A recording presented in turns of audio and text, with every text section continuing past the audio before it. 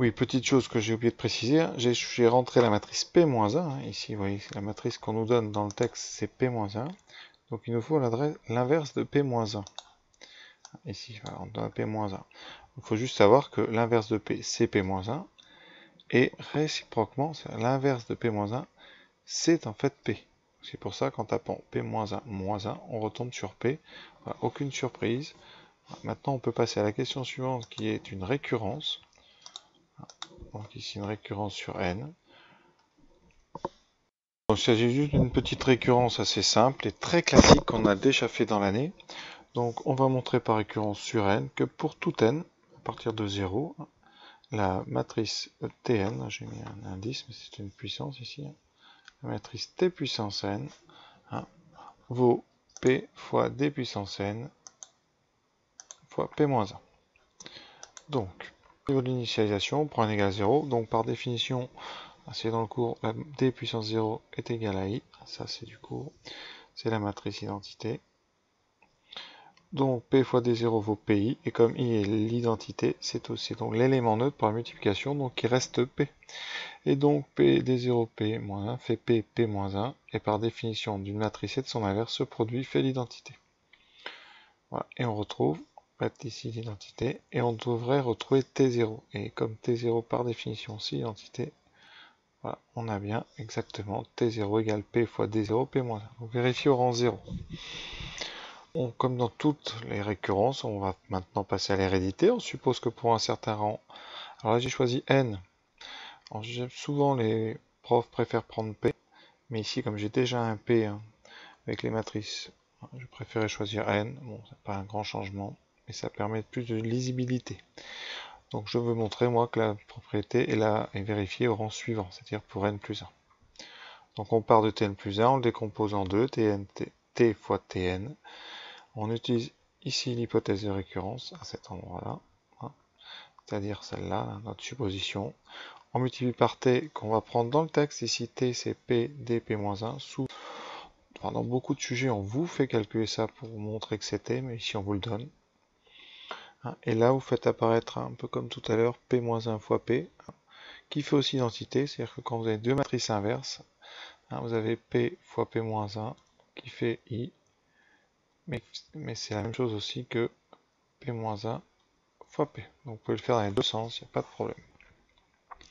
Il vous reste ici qui est matrice identité, donc qui par produit disparaît, et vous avez D fois Dn, qui est le produit d'une matrice diagonale et d'une puissance d'elle-même.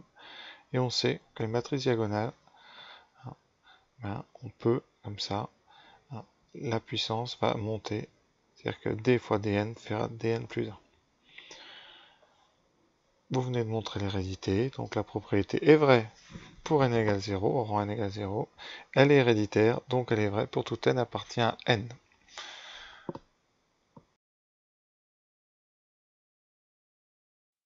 Voici les coefficients de la matrice Dn. Il n'est pas demandé de justifier. C'est une propriété du cours. Quand on met une matrice diagonale à la puissance n, seuls les termes diagonaux sont à la puissance n, les autres restent nuls. Bon, je n'ai pas mis la puissance n à 1 parce que 1 puissance n, ça vaut toujours 1. Pour les autres, je l'ai laissé. Donc voilà. Attaquons la suite.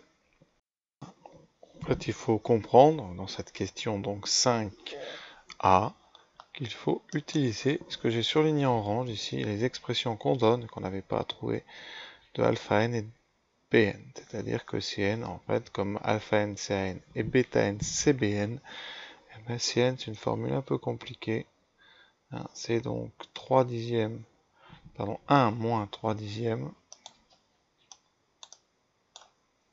Donc c'est 1 moins n, donc moins 3 dixièmes, moins 7 dixièmes multiplié par 0,6 puissance n moins bêta n, la grosse fraction qui est écrite là. Donc si on veut répondre vraiment entièrement, il faudrait répondre que si n vaut donc 7. Formule un petit peu avec des 0,6 puissance n, des 0,56 puissance n. Passons aux limites. La question des limites, alors il n'y a pas grand chose à savoir, juste vraiment le fait que 0,6 et 0,56 sont en valeur absolue plus petits que 1, c'est-à-dire qu'ils sont entre moins 1. Donc la limite chapitre, on peut être sur les suites géométriques. Quand la raison est entre moins 1 et 1, la limite et 0. Ici, 0 et ici, 0. Bon, vous multipliez après par un coefficient fixe, c'est-à-dire 7 dixièmes ici, 1, moins 77 et 40. Ça ne change rien à la limite, qui sera toujours 0. D'où, pour AN, il nous restera ici 3 dixièmes. Donc la limite, c'est 3 dixièmes, c'est-à-dire 33 110e. Pour Bn, il va nous rester, alors il y a une grosse fraction, mais toute la partie ici disparaît, il reste donc que 37 sur 110. Donc c'est un petit peu plus grand que AN. Et pour Cn, c'est 1 moins 3 dixièmes, moins 37 110e, il nous reste 40 sur 110. Et comme c'est plus grand, ici, 40 est plus grand que 37, et plus grand que 33, c'est à un moment, Cn finit par être plus grand que Bn et An. Par conséquent, on a plus de chances à partir d'un certain moment d'être sur le sommet C que sur les deux autres. Voilà, ce sujet est terminé.